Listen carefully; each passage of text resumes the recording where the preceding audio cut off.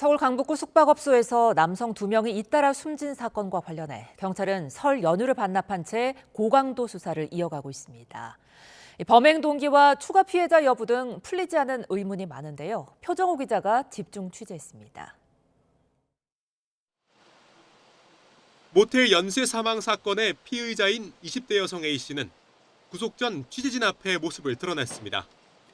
모자를 푹 눌러 쓴 채 범행 동기와 추가 피해자가 있는지 등을 묻는 쏟아진 질문엔 아무런 답도 하지 않았습니다. 약물 건넨 이유가 뭡니까? 살해 의도 있으셨나요?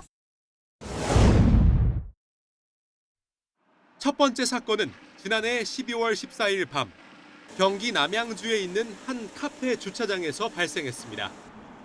피해 남성은 20대 여성 A씨가 건넨 의문의 음료를 마신 뒤 의식을 잃었고 이틀 뒤에야 깨어났습니다. 한 달쯤 뒤인 지난달 28일과 지난 9일 서울 강북구에 있는 모텔에서 피의자와 머물던 남성 2명이 잇따라 숨진 채 발견됐습니다. 모두 피의자가 건넨 약물을 탄 음료를 마신 걸로 조사됐고 경찰은 A씨를 긴급 체포한 뒤 구속했습니다. 경찰은 A씨의 주거지를 압수수색해 범행에 사용된 걸로 추정되는 숙취해소제 빈병들을 확보했습니다. A씨는 숙박업소에서 나오면서 배달 음식과 빈병을 가지고 나왔다고 진술했지만 이유는 명확히 설명하지 않고 있습니다. 집에는 빈병 여러 개가 더 있었고 서로 다른 종류의 약 30에서 40여 정도 발견됐는데 경찰은 추가 피해자가 있었던 건 아닌지 집중 조사 중입니다.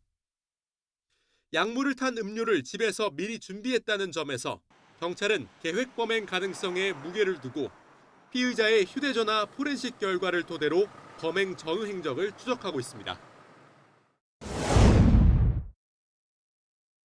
경찰 조사에서 A씨는 남성들과의 의견 충돌로 잠재우려 했을 뿐 죽일 생각은 없었다고 주장했습니다. 하지만 음주 상태에서 복용하면 위험하다는 사실을 알면서도 숨진 남성들에게 음료를 건넨 점은 고의성을 의심할 수 있는 부분입니다. 게다가 첫 번째 사건에서 남성이 의식을 잃은 걸 경험하고도 투약량을 2배로 늘려 숨진 남성들에게 건넸습니다. 경찰은 이런 점을 고려해 살인 혐의를 적용할지 검토하고 있습니다. 경찰 관계자는 A씨가 논리적인 답변을 하지 않고 있다며 정확한 범행 동기를 밝히기 위해 사이코패스 검사와 프로파일링 등을 진행할 예정입니다. YTN 표정호입니다.